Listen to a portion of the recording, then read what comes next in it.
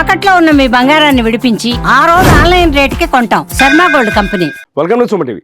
తెలంగాణలో ఇంకా సర్వే మిగిలిందని నిన్న ప్రభుత్వ నిర్ణయంతో మరోసారి అర్థమైంది. చాలా చోట్ల సర్వే అసంపూర్తిగా ముగిసింది. చాలా కుటుంబాల వివరాలు తెలియరాలేదు. చాలామంది కులాలకు సంబంధించిన వివరాల్ని కూడా కులగణన నివేదికలో చూపించలేదు అనే ఒక చర్చ జరుగుతుంది. ఈ సర్వే తర్వాత స్థానిక సంస్థల ఎన్నికలు వచ్చే అవకాశాలు ఉన్నట్టుగా చాలా స్పష్టంగా అందరికీ అర్థమవుతుంది. సర్వే వల్లనే కులగణన నివేదిక లేకపోవడం, కులాలపైన స్పష్టత లేకపోవడం వల్ల రిజర్వేషన్లలో క్లారిటీ లేదు. కాబట్టి కులగణన వచ్చిన తర్వాత రిజర్వేషన్ల పైన స్పష్టత వస్తుంది. అప్పుడే స్థానిక సంస్థల ఎన్నికలకు, సర్పంచ్ ఎన్నికలు కావచ్చు, మండల ప్రజాపరిషత్ ఎన్నికలు కావచ్చు, జిల్లా ప్రజాపరిషత్ ఎన్నికలకు కావచ్చు, మున్సిపల్ ఎన్నికలకు కావచ్చు అవకాశం ఉంటుందనేది ప్రభుత్వ ఆలోచనకు తెలుస్తుంది. ఈ సర్వేని మళ్ళీ రీసర్వే చేయాలని, ఏదైతే కుటుంబాల్లో ఎవరైతే లెక్కలు చెప్పలేదో, ఎవరైతే వివరణ ఇవ్వలేదో వాళ్ళ ఇళ్ళ దగ్గరికి వెళ్ళి మళ్ళీ సర్వే చేసి, ఎందుకంటే చాలాసార్లు చూసాం గత సర్వేలో చాలామంది వివరాలు చెప్పడానికి నిరాకరించారు. అంతేకాదు ఎందుకు చెప్పాలని ప్రశ్నించారు, ఎన్యూమరేటర్లను బెదిరించారు, బ్లాక్మెయిల్ చేశారు. ఎట్ ది సేమ్ టైం చాలా కుటుంబాలు దొంగల పట్ల కూడా భయపడ్డారు. ఇదంతా పక్కన పెడితే ఇదే సబ్జెక్ట్లో ఒక ఇంట్రెస్టింగ్ మ్యాటర్ మీకు చెప్పాలనుకుంటున్నా. ఇంట్రెస్టింగ్ మ్యాటర్ ఏంటంటే ఖమ్మం జిల్లాలో జరిగింది ఇంట్రెస్టింగ్ మ్యాటర్. ఒకసారి చూడండి. ఖమ్మం జిల్లా వైరాలో సర్వే అంటూ కొందరు వ్యక్తులు ఇంటి దగ్గరకు వచ్చారు. ఆల్రెడీ సర్వే అయిపోయింది, అసెంబ్లీలో నివేదిక పెట్టింది, అయినప్పటికీ కూడా దొంగలు చెలరేగిపోతున్నారు. ఇది చాలా చోట్ల గ్రామీణ ప్రాంతాల్లో కావచ్చు, కొంత టౌన్లలో కావచ్చు, వైరా లాంటి చిన్న చిన్న సిటీల్లో కావచ్చు దొంగలు రెచ్చిపోయే అవకాశం ఉంది. అదే జరిగింది ఇక్కడ.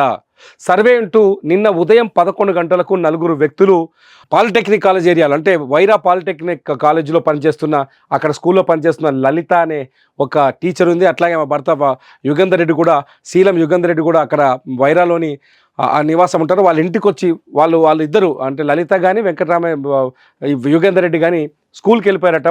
వాళ్ళ జాబ్ కోసం వాళ్ళు వెళ్ళిపోయిన తర్వాత ఇంట్లో వెంకట్రామమ్మ అని ఒక ముసలాం ఉంది.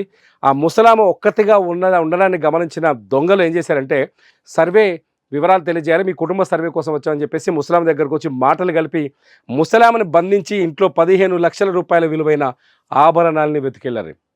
ప్రభుత్వం ఏమో ప్రజలకు మంచి చేయాలని, ప్రజలకు సంక్షేమ పథకాలను అందించాలని, రిజర్వేషన్లను క్లియర్ చేయాలని ఇది చేస్తుంటే దొంగలంగలు ఏం చేస్తున్నారో చూడండి ఒకసారి. So be careful. మీ దగ్గరికి ఎవరైనా సర్వే చేయడానికి వచ్చి ఉంటే గతంలో, ఎందుకంటే ఆల్రెడీ గతంలో సర్వే జరిగి ఉన్న చోట మళ్ళీ ఆ ఇంటిని సర్వే చేయరు. సర్వే జరగని ఇంటికి మాత్రమే ఎమ్యూనరేటర్లు వస్తారు.